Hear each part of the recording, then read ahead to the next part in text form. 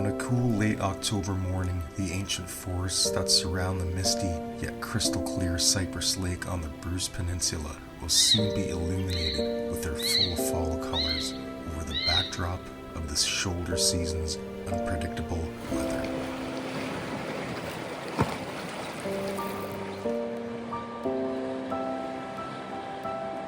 The campground is all but deserted as the cool, crisp October wind blows its way through the park and into the heart and soul of all who aspire to camp in the off-season. Welcome to Bruce Peninsula National Park. So we are here for 3 nights to experience one of the greatest parks and natural features in Ontario and Canada. The weather isn't going to be too agreeable, but we will try to make the best of it. So as usual, we're going to go over the park features and benefits and how a national park differs from a provincial park. We are also going to talk about the history and natural significance of this massive piece of limestone rock that juts out into the Great Lake Huron. And again, we have some interesting plant-based products to reveal and cook for you that we found at Sobeys and Healthy Planet. So come join us for a late, wet, cold October tour of Bruce Peninsula National Park and see if this is the place where you want to book your next camping trip. Check it out.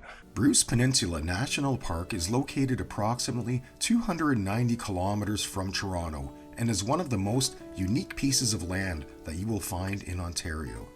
Located just minutes from the small town of Tobermory, this park features 3 main campgrounds with a network of exciting trails and the towering cliffs that overhang Georgian Bay on this magical coast where the famous Bruce Trail finally comes to an end. In 1987, a national park was established on this significant natural parcel of land which consisted of a former provincial park and other private properties acquired on a willing buyer, willing seller basis, and it paid off for the Government of Canada, as the park has been visited around 400,000 times every year. And as I said, the park features 3 top-of-the-line campgrounds with a mixture of forested and more open sites, and no electrical service in any of them. The Tamarac's campground, where we stayed, is likely the nicest of the 3 campgrounds, and we absolutely loved the private sites.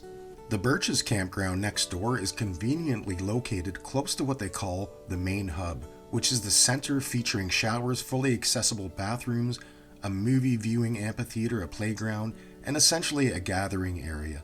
The Birch's campground itself is less rugged than Tamarac's and certainly does not have the natural spaces that Tamarac's offers, and you won't have the same level of privacy, but having said that, there are still some nice looking sites available. The Poplars is essentially a carbon copy of the Birch's, but for the camper who wants to spend time on the trails and hang out at the Grotto, this might be the better choice, because it is within walking distance to the main trailheads, and you would not need to reserve a parking spot to walk to the Grotto, as may be the case if you're camping in Tamarac's. The Grotto is a popular tourist destination, and the parking lot is limited, which is why you need to buy a pass to reserve a 4-hour slot, and if you have a camping reservation, the cost will be refunded to you. All 3 campgrounds are situated right beside Cypress Lake, and it is a very short walk from anywhere in the campgrounds to find the lakeside trail and enjoy many of the shoreline access points and viewing areas. We found this aspect of the campground to be very beneficial, and we certainly enjoyed those morning coffees on the deck overlooking the crystal clear waters. But this is Bruce Peninsula, and the big sell here is the trip to the Grotto, one of Ontario's most unique natural features. Once you make it down to the cliffs, caution is strongly advised when walking around due to the dynamics of all the rock features, and apparently it can take quite a while for medics to reach the site if you so happen to fall. Regardless of that, the Grotto is a must-see feature if it's your first time here. The facilities at this park are exceptional and a step up from what you might see at a provincial park. All campground toilets are flush and have something I rarely see, which is what I call a bass drum pedal flush. And of course, there are various styles of bathrooms, but what I really like is the absence of vault toilets. I hate vault toilets. The main hub is your hotspot for a nice private bathroom experience or a decent hot shower in a hotel-like setting that will help keep you refreshed on those longer stays. The park payment system is also slightly different than provincial parks. You pay a daily fee of $24, but here's the oddity. If you want a fire, you must purchase a campfire permit, costing $13 per night. And that gives you access to the woodlot, where you can take as much as you need. And if you're a campfire enthusiast, this is an absolute bonus. The booking system is virtually the same. Just find the camping and overnight accommodations link. In this case, select winter camping, then find your green reservation service button, then choose your dates. It will take you to the availability map. Just make sure you get the fire permit. And yes, you can winter camp here too at the Tamarac's campground. Plus, there are some yurts for rent if you should be so lucky. The park does not have a formal store where supplies are available, but Peacock's Foodland is just minutes away and can provide for all your grocery needs. Security is tight, unlike some provincial parks where people just cruise in without as much as a glance from the attendant. Bruce uses a barcode scan to open the gates, so if you haven't paid, tough luck. They are also very strict with clean campsite rules, as there is a small population of black bears in the area, and fires are not permitted between the hours of 11 p.m. and 7 a.m. This park has so much to offer, I can't possibly sum it all up in this brief overview, so stick around. We're going to check out some of those things right now.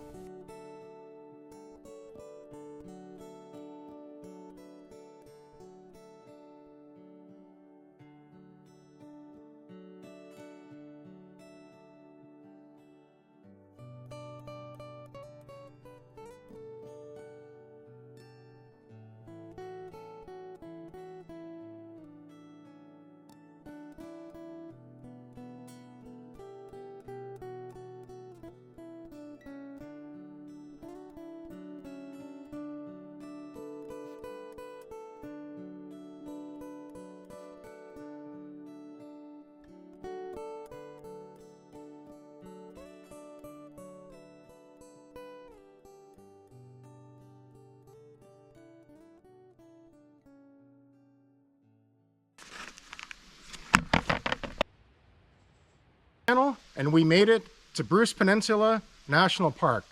It's a gorgeous day today. It's a little bit cooler than what it has been. But first, I'm going to settle back, relax, and have a Weir beer.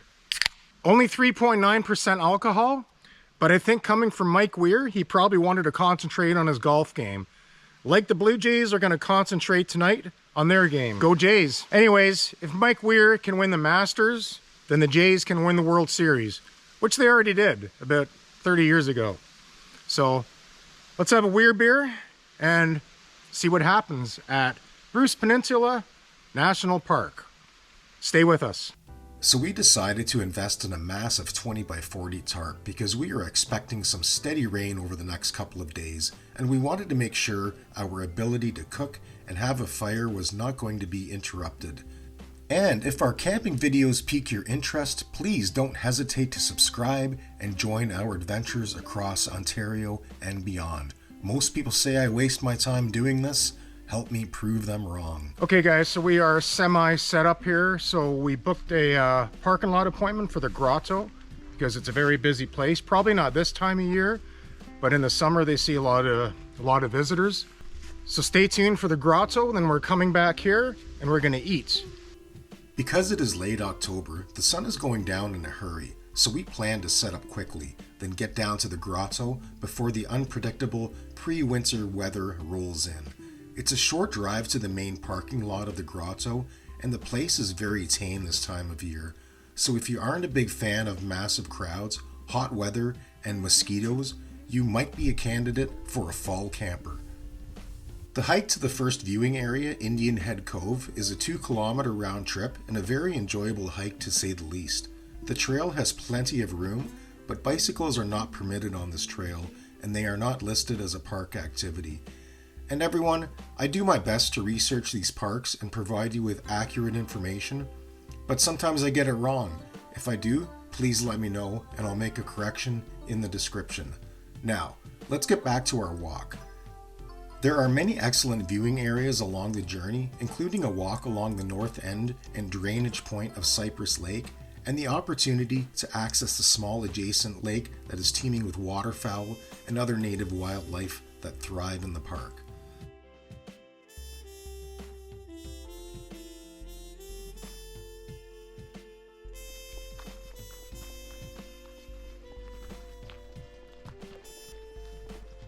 The terrain is pretty mild until you get closer to the coastline, where you will really start to notice the presence of limestone and feel the cool wind blowing through the trees.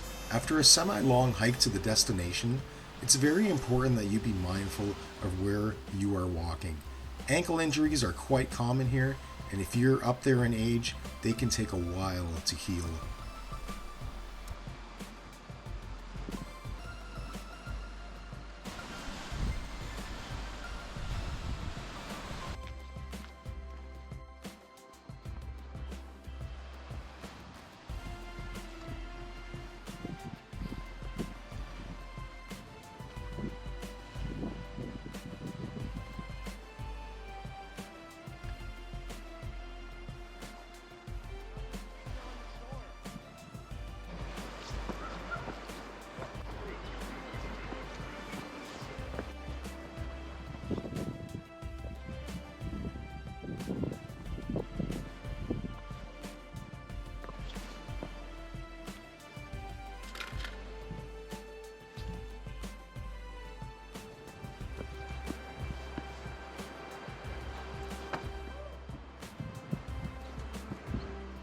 And this is the point where you're going to see a lot of pictures and a lot of video footage. So yeah, this is it right up here. And apparently even in midsummer, the water is really cold. So swimming is only an option for some.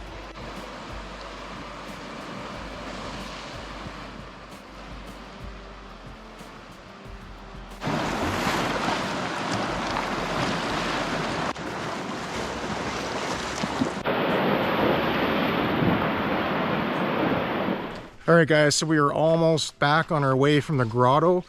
It was a pretty quick trip. We didn't have much time to check out much because we are losing light.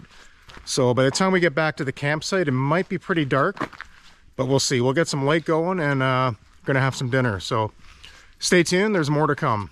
All right, guys, so the sun has gone down and we are hungry. And what we got today are these guys. So these are Beyond Bowls. It's a new product from Beyond and they're hard to find right now.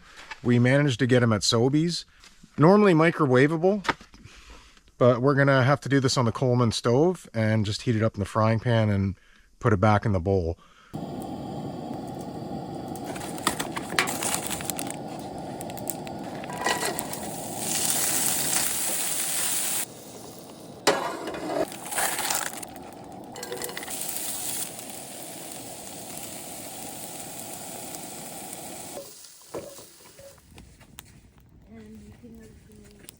All right, guys, so that is about it for the night. We had our Beyond Bowls. They were pretty good. We had a few little additives to go in there. They were about $8.99, and they're not all that filling, but when you do add a few additives to it, it's not too bad. And it's a pretty decent, quick, easy camping meal. Only took about maybe 3 minutes to heat up in the frying pan, back in the bowl, and that's it. So, all right, it's bedtime, and we'll see you in the morning for more adventures at Bruce Peninsula National Park. All right, good morning, everybody. So it was a pretty good night. We stayed nice and cozy with the buddy heater. I think it got down to around 9 degrees or so. Not too bad for this time of year. So right now it is raining quite a bit and we are about to get breakfast going. And that is why we chose this awful tarp setup. But right now it's proving functional and it's helping us out with the rain. So we got a bit of a surprise this morning. It's going to be a tofu scramble, kind of like scrambled eggs, except made with tofu. And we got some new plant-based sausages to try out. So my initial thoughts on this park are quite nice and quite positive. The sites are quite large. In fact, if you look over here, there's like nothing behind me. And if you look over here, there's nothing there either. So literally there's a lot of privacy in these campgrounds, and that's one thing I really like about it. So anyways, let's get on with breakfast. We got a long day coming up. All right guys, so this morning we're going to try a new brand of plant-based sausages out that I found at Healthy Planet, and they are called Jack and Annie's. And honestly, I've never had these before, and I'm only familiar with Jack and Diane.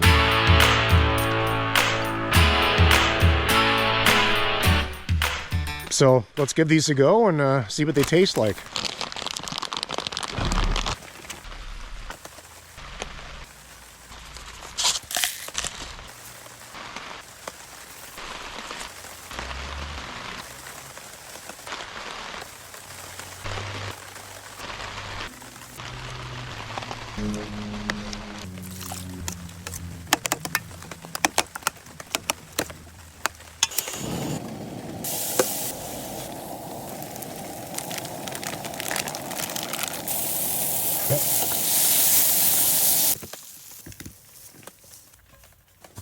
All right guys, I don't know if you can see this or not, but Jack and Annie's sausages, or Jack and Diane's, whatever you want to call it, and some tofu scramble.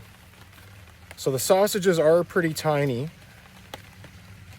but we're going to try the scramble out, see what it tastes like. And that's some pretty good stuff, I tell you.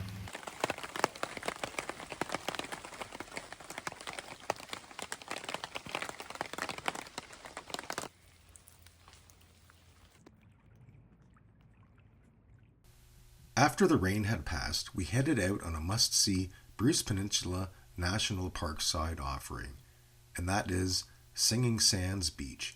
If you want to take advantage of a safe swimming area on a beach that seems to never end, or explore the magnificent dune boardwalk, then this is something you want to see. It's absolutely free for park guests. Just be sure to display your park permit.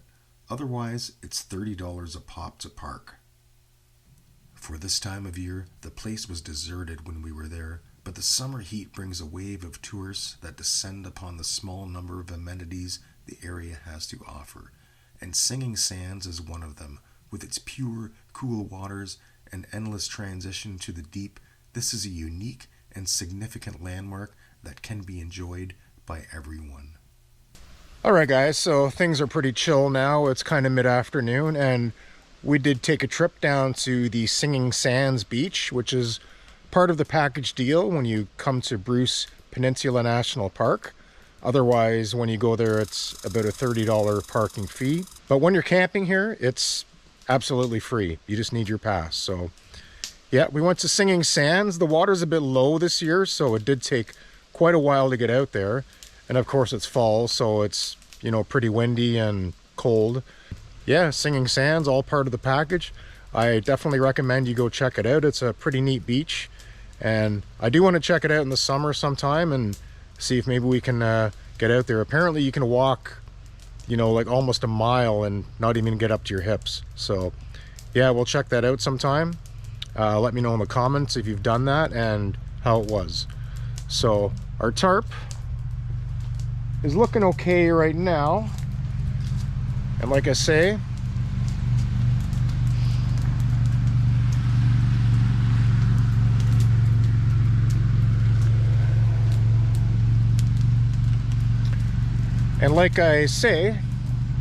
I'm no expert tarp builder, but I do get by, and I do hope to improve one day. So if you have any tips or comments, let me know about tarp building. I'd really love to learn.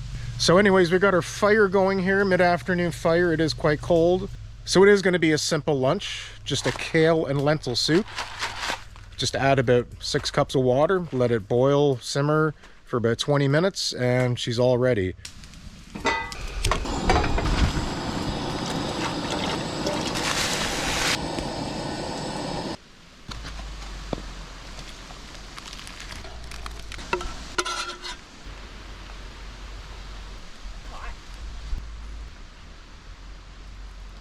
And just so you know, lentils are very filling, and having a late lunch, there was no need for dinner.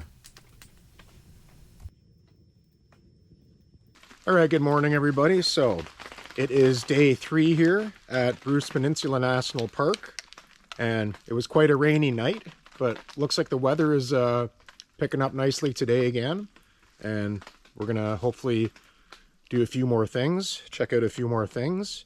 In the meantime, just having a little hot chocolate by the fire. And you know, it's fall, so we are really slow to get up. The light is really low in the morning, so it takes a while to get going, but we will get going eventually, and hopefully check out the visitor center down in Tobermory. So stay tuned. Definitely more to come here in this really picturesque type of national park. So yeah, you can't beat it for fall weather. And before we get started, we're just going to have a simple oatmeal breakfast with a pumpkin puree. And yeah, it's late fall, so pumpkin season, pumpkin puree is in full swing. So stay tuned for a little oatmeal.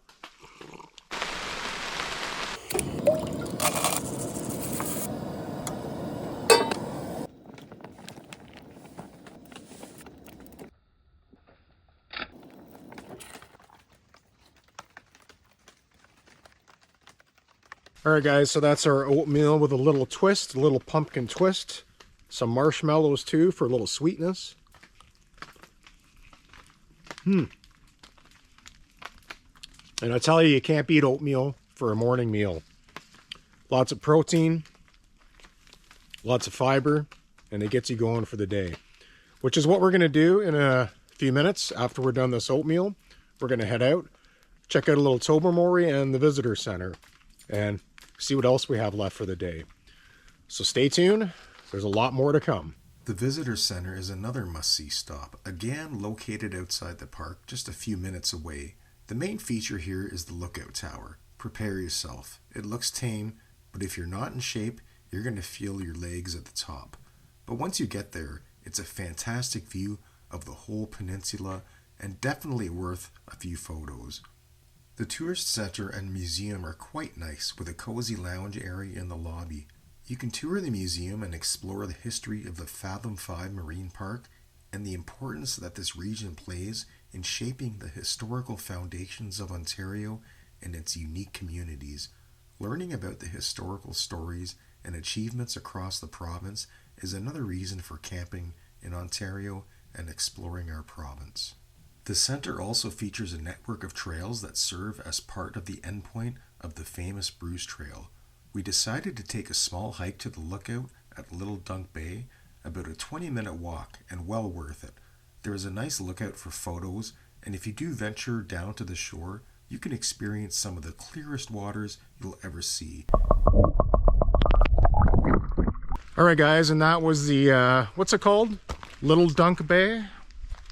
Little Dunk Bay lookout. And it is one of the shorter hikes you can take here at the visitor center, just for a quick little lookout and some photographs. So I think that's about it. We're probably going to head back to the campsite now and relax a bit and kind of wind this trip down. All right, guys, so I have a semi break in the rain that's kind of hit us this afternoon, and was coming down pretty hard for a bit, but it's starting to clear up a little bit now. So hopefully we get a little bit of an evening out of it. But we're going to start our dinner right now, and this is going to be something called Jack Middleton's Plant-Based Foods Vegan Seitan Ribs. So you don't see these too much, and we actually got these at Healthy Planet, but you're not going to really find these at regular grocery stores. And Middleton, Jack Middleton is actually his name, a chef from Burlington. Pretty funny guy. I went to one of his cooking shows once, and he actually knows what he's doing. And I've had these before, and they're actually really good.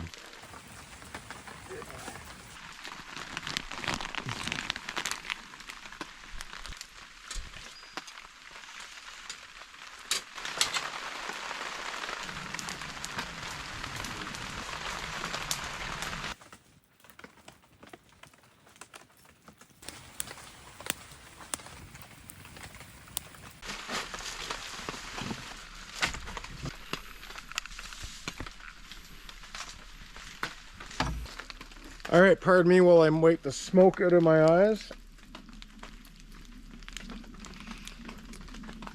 But this is it, our last meal of the camping trip. And Brussels sprouts, potatoes, and Jack's vegan seitan ribs. And you can see they look pretty good. I mean, he tries to make it look realistic with all that stringy stuff in there and, you know, all the good stuff. And it is unfortunate, but I forgot forks this weekend for whatever reason. But I'm doing it with a spoon. So it's kind of like a chunky soup, I guess. And yeah, these are pretty good. I'm going to have to admit. I kind of miss these. And we got the old Brussels sprouts. And let me tell you, anything on a fire is hit and miss. So it can be burnt, it can be undercooked, you never know. But the important thing is it was cooked on a fire. And that's why we come out here, to cook on a fire. So we're gonna wolf this back, enjoy our fire for the last evening, and we'll see you in the morning for a little wrap up of Bruce Peninsula National Park. All right, guys, so that's about it. We're all packed up and ready to go. And one thing I forgot to mention was how this box ended up working out for us. So I had my father-in-law build it for us, and it works pretty well, actually. It's actually a pretty big game changer for us, and it really helps keep things organized because you simply just come to the back, pull out your drawers, and everything we have pretty much fits in it, like kitchen stuff, camp stuff, you know, all the small items that generally go missing when you go camping and you spend most of your camp trip searching for it. So, a couple quick takeaways from Bruce Peninsula National Park. I really enjoy the campsites. There's a lot of space in between it, or in between them, and it feels very private when you're here. There are some sites closer to the lake that are a little less private, but they're still not too bad. You just have the trail kind of wandering by you. So that is about it. We had a good time despite the iffy weather, but you know, it is what it is, and it's actually quite peaceful this time of year. So we're out of here. We'll see you soon at McGregor Point Provincial Park in December for a cabin trip. So stay tuned. McGregor Point coming up. Take care.